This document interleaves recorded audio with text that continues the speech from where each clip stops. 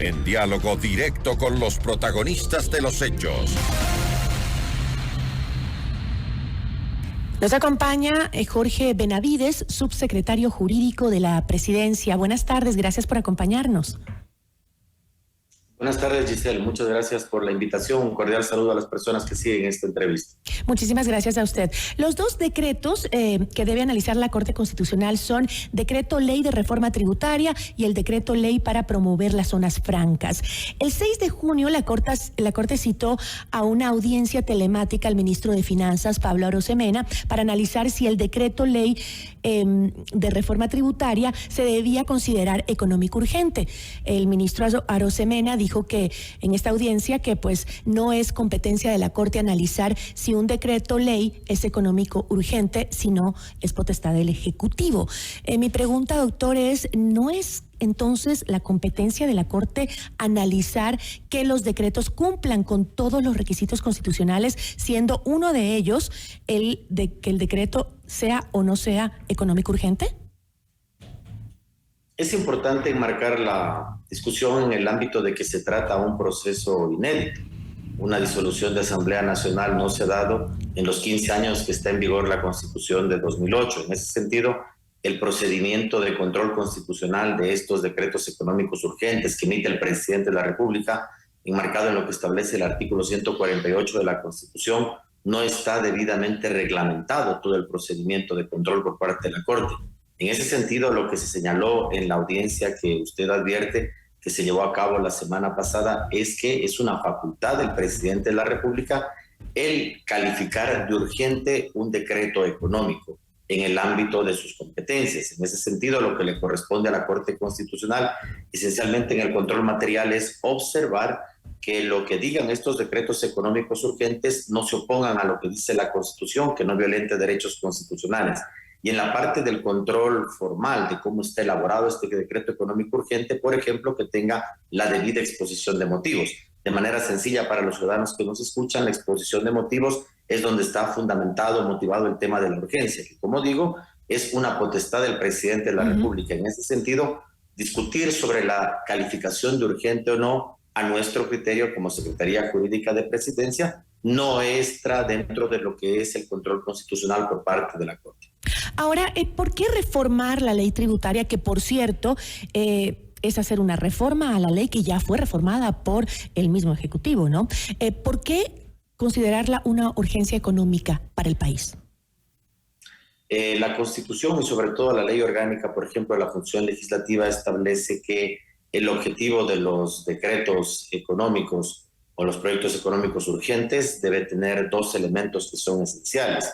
El primero, que se trate de un proyecto que busque el equilibrio de las finanzas públicas, y el segundo, que se trate de un tema que permita hacer frente a una situación económicamente adversa. En ese sentido, entonces, a partir de lo que dice la normativa, la justificación dada por el presidente de la República en estos decretos económicos urgentes es que para hacer frente a una situación económicamente adversa, el tema, por ejemplo, de la rebaja del impuesto a la renta respecto de los contribuyentes si tienen cargas familiares, permitiría el tema de reactivar el consumo. Y en ese sentido es una medida clave y urgente para poder hacer frente a un tema económicamente adverso. Entonces está ahí debidamente justificado. Y en medio de esta crisis de inseguridad que vivimos, también una crisis institucional en el país, ¿establecer por decreto ley las zonas francas es una urgencia? Es una urgencia también porque la función del presidente de la República como jefe de Estado y jefe de gobierno es hacer cumplir los objetivos de la política económica. Y entre los objetivos de la política económica que constan en la Constitución está la generación, por ejemplo, de empleo de calidad, la reactivación económica, el tema de llamar a atracción a las inversiones, el tema de un crecimiento armónico de los territorios. Y en ese sentido, entonces, el hacer cumplir estos objetivos de la política económica se lo puede hacer por medio de un decreto económico urgente que busque la reactivación de la economía. Por tanto, ambas iniciativas se enmarcan en lo que dice la ley, hacer frente a una situación económicamente adversa, porque no es, adecuado esperar hasta que se instale la nueva legislatura para, por ejemplo, cumplir con un empleo de calidad. En ese sentido, la inversión lo que busca precisamente es reactivar la economía y hacer efectivo, como señalo, un tema de política económica que está a cargo del presidente de la República. Y si no es la urgencia del decreto, ¿qué es específicamente lo que debe analizar en ley la Corte Constitucional? Como digo, el tema de la calificación de urgencia le corresponde al presidente. Hay 3 elementos que son importantes tenerlos en consideración de cara a este análisis. Uno, que se trate de materia económica, como digo, que tiene que ver con aspectos sustantivos de la política económica, inversiones, reactivación de la economía, impuestos, generación de empleo de calidad.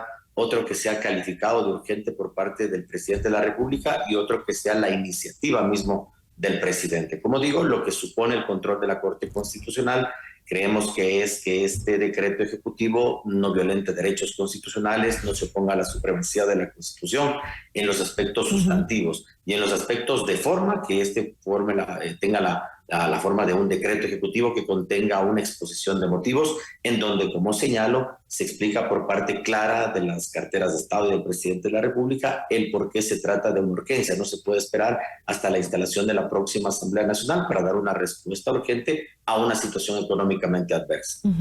Ahora, desde el gobierno han mostrado mucha preocupación por la lentitud o el tiempo que se ha tomado la Corte en algo que, como usted dice, requiere urgencia. Incluso Francisco Briones, que es director general del Servicio de Rentas Internas, había dicho que la situación es cada vez más crítica, más urgente ante la inminente llegada del fenómeno del Niño, pero por eso insistió en que el tiempo que se está tomando la Corte en pronunciarse ante estos proyectos es preocupante, ya que necesitan el aval para implementarlos, ¿no? Para entrar en vigencia.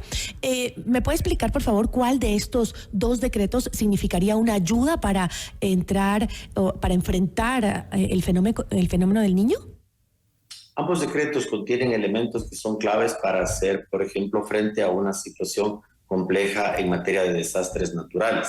En ese sentido, el buscar reactivar la economía permite generar nuevos ingresos para hacer frente, por ejemplo, a todos estos temas que se están presentando. Entendemos, por otra parte, que la Corte Constitucional se pronunciará ya brevemente el día de hoy. De hecho, desde las 11 de la mañana están sesionando para emitir el dictamen previo. Es importante que los ciudadanos conozcan que si no hay un dictamen favorable de parte de la Corte Constitucional, no entran en vigencia estos decretos económicos urgentes. Las respectivas carteras de Estado, sea desde el Servicio de Rentas Internas del Ministerio de Economía y Finanzas, en las intervenciones que tuvieron en la Corte Constitucional, explicaron desde el ámbito técnico de cifras el porqué de la urgencia económica, más los temas que estamos conversando en este momento de tipo jurídico, que en resumen tienen que ver con una facultad que le pertenece al presidente de la República, como es la calificación de urgencia. Por tanto, evaluar si es pertinente o no esta calificación no entraría dentro de lo que supone el control constitucional que debe realizarla.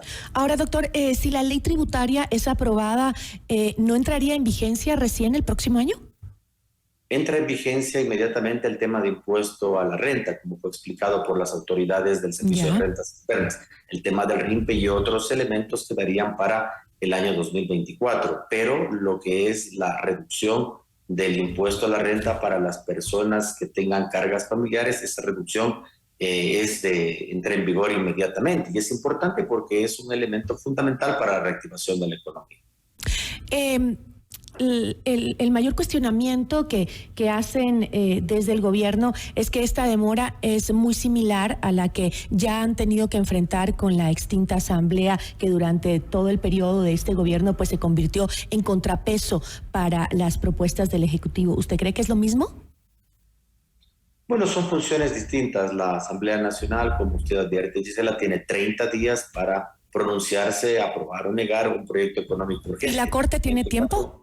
En esta no existe un tiempo establecido en la normativa, pero es fundamental que la Corte, a partir de sus propios pronunciamientos, cuando hablo de la urgencia de estos proyectos económicos urgentes, lo liga al tema de la necesidad de dar una respuesta inmediata a una situación, por ejemplo, económicamente adversa. Si la Corte Constitucional no se pronuncia en un plazo perentorio, en un plazo urgente, se desnaturaliza la función que tienen estos decretos económicos urgentes. Por eso exhortamos de la manera más comedida a la Corte, pero también hacemos un pedido firme de que emita lo antes posible estos avales, que serían un dictamen favorable previo para que pueda entrar en vigor ambos decretos económicos urgentes. Pero ¿tienen los decretos del Ejecutivo prioridad sobre otras causas que la Corte también debe resolver? Es que es por la naturaleza jurídica que tienen estos decretos económicos urgentes. El propio constituyente establece que en estos escenarios de disolución de la Asamblea, de muerte cruzada, cuando no hay Asamblea Nacional, para que puedan entrar en vigor estos decretos económicos, deben tener el dictamen favorable de la Corte.